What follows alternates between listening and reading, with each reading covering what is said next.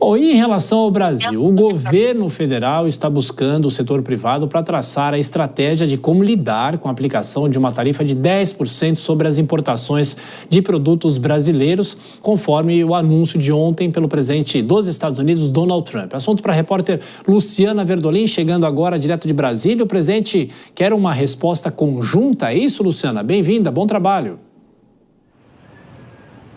Boa noite, Thiago. Boa noite a todos. Olha, o presidente, ele disse que quer conversar com a iniciativa privada para quando for tomada uma decisão com relação, à resposta do governo brasileiro a essa taxação, não desagrade ninguém. Na nota que foi divulgada pelo Ministério das Relações Exteriores, pelo Ministério do Desenvolvimento, Indústria e Comércio, eles deixam bem claro que é preciso conversar com vários setores atingidos pela taxação, de 10% dos Estados Unidos, para que seja definida uma estratégia conjunta aqui da administração federal. O presidente Lula já avisou que o objetivo, se nada der certo, é recorrer à Organização Mundial do Comércio. A lei da reciprocidade já foi aprovada no Congresso Nacional, vai vir para a sanção aqui da Presidência da República, e Lula deixou bem claro que vai defender a nossa soberania e defender aqui dentro do Brasil os empregos e as empresas nacionais. A gente tem a declaração que foi dada hoje cedo pelo presidente da República. Que não tolera ameaça à democracia, que não abre mão da sua soberania, que não bate continência para nenhuma outra bandeira que não seja a bandeira verde e amarela, que fala de igual para igual e respeita todos os países, dos mais pobres aos mais ricos, mas que exige reciprocidade no tratamento. Defendemos o multilateralismo e o livre comércio e responderemos a qualquer tentativa de impor um protecionismo que não cabe mais hoje no mundo. Diante da decisão dos Estados Unidos de impor uma sobretaxa aos produtos brasileiros, tomaremos todas as medidas cabíveis para defender as nossas empresas e os nossos trabalhadores brasileiros.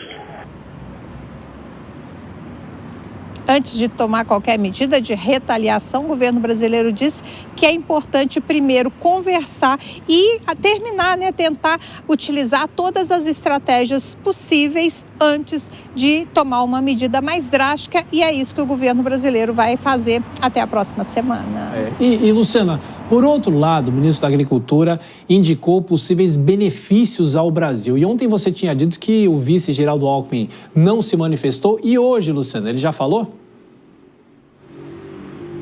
O vice-presidente, o ministro do Desenvolvimento e Comércio, Geraldo Alckmin, ele disse o seguinte, que o Brasil, esse é um discurso inclusive recorrente, o Brasil não é problema para os Estados Unidos, a nossa balança comercial é muito equilibrada, os Estados Unidos têm superávit e vários outros países do mundo, os Estados Unidos têm déficit. Então, na avaliação do governo brasileiro, eles deviam estar focando exatamente nesses mercados. Alckmin lembrou que vai ter uma reunião da área técnica na semana que vem. O ministro da Agricultura também lembrou que já tem diplomatas, já tem técnicos brasileiros lá nos Estados Unidos tentando negociar uma alternativa. E Carlos Fávaro foi além. Disse, inclusive, que a nossa agricultura, principalmente a nossa agropecuária, é muito competitiva, muito competente e que é preciso levar em conta de que esse problema pode se tornar, inclusive, uma oportunidade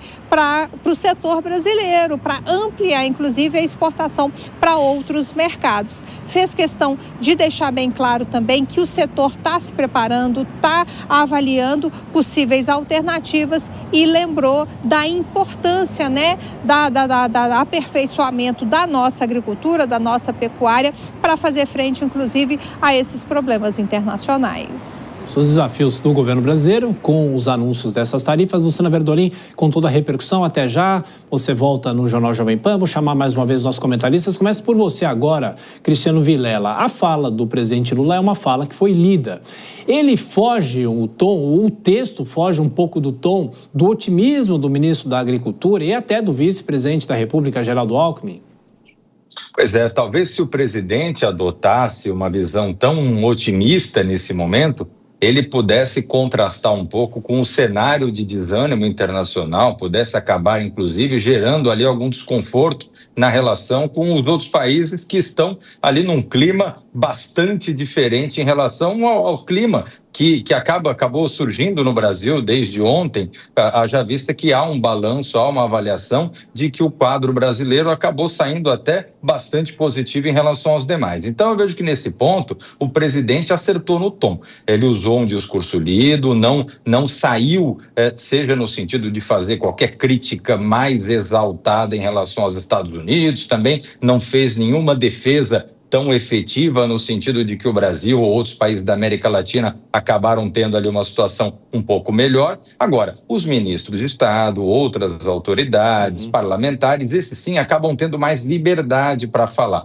E nesse sentido, o ministro da Agricultura acabou se posicionando claramente que pode abrir uma janela de oportunidades para alguns setores do Brasil, no caso do agro, por exemplo, que é um setor que pode ter boas oportunidades. Cabe ao Brasil saber se posicionar de uma forma bastante adequada nesse momento. Já a gente vai falar com uma das maiores autoridades do agro aqui no Brasil, mas antes deles, você concorda com o Vilela? Foi um tom normal que o presidente Lula adotou, pelo menos hoje, um dia depois do anúncio das tarifas?